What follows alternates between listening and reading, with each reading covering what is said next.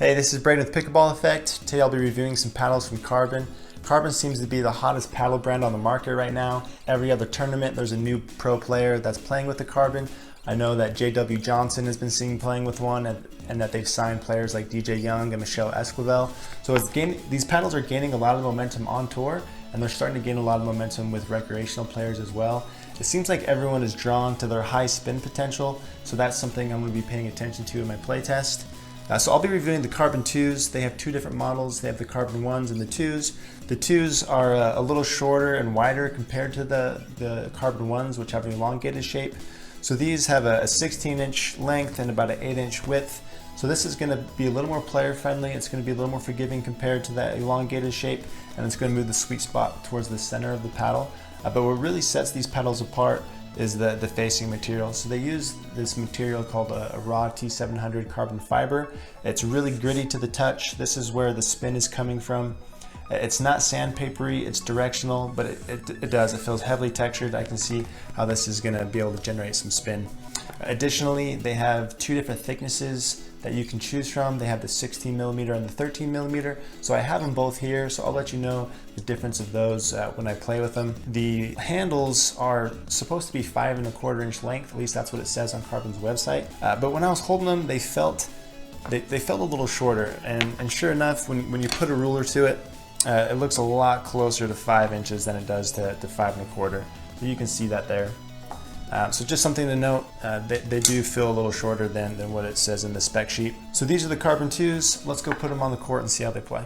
After drilling and playing with these paddles for over 2 weeks, here's my review of their performance. So the gossip of Carbon paddles' high spin potential is true. They play with more spin than any other paddle I've played. You notice it most with serves and drives when you can see the ball dip with the extra top spin.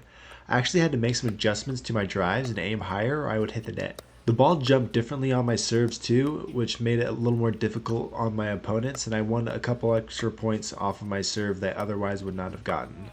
Outside of the extra spin, they had a very familiar and classic feel to them. They performed as you would expect a high quality 16 and 13 millimeter classic shape would perform. The 16 millimeter had a soft, light feel impact that was easy to control, and the 13 millimeter had a denser, heavier feel impact that produced more power, but had a smaller sweet spot compared to the 16. I'm categorizing the 16 millimeter as a control paddle and the 13 as an all-court paddle. Talking about the 16 millimeter, it performed at a high level with the soft game. It had a light, familiar, and classic touch to it that quickly felt comfortable. Absorbing pace off the ball came naturally, and it was a highlight of the paddle for me. Although I liked the feel of it overall, it was just a little bit too soft for me. I never felt 100% in tune with it. I think adding some lead tape to the sides or top of the paddle might help with this, but I didn't mess with it. The extra spin played a role with the soft game too. It made those top spin drops more effective, and especially when you hit one just right. The paddle felt great when dinking, plus it was very forgiving, so I made less unforced errors. Talking about the 13 millimeter model, it has a denser feeling to it and does generate more power. The ball isn't bouncy off the face, it just comes off a little hotter. It can generate some power for you, which is always nice. It was better for countering speed ups and beating people in the backcourt. It also had a high spin rating, though I thought I got more from the 16 millimeter. It's more head heavy compared to the 16 millimeter. This slowed the paddle down some, but nothing significant. I prefer paddles with a little more weight in the head anyways, so I liked that.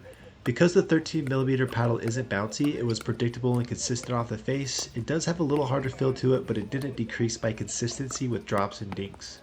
What's different was the size of the sweet spot. The 13 millimeter had a smaller sweet spot and wasn't quite as stable. You could feel some vibration when you caught a ball near the side edge that you didn't feel with the 16 millimeter. So that being said, I still think this paddle is more forgiving than any other elongated paddle with similar power. So here's my recommendation. If you want to see your serves and drives dip more, then you should definitely consider these paddles. No doubt these offer more spin potential than anything else I've played. The Carbon 2 models are more forgiving and player friendly compared to the Carbon 1 elongated models and offer great performance. If you want some added consistency and improved touch to go with the spin, I would go with the 16 millimeter, but if you need some help generating some power but want something that's more forgiving than an elongated shape offers, then I would go with the 13 millimeter. So that's all I've got for you. Thanks for watching, and I hope it helped. Somebody's going to do a lot of easy.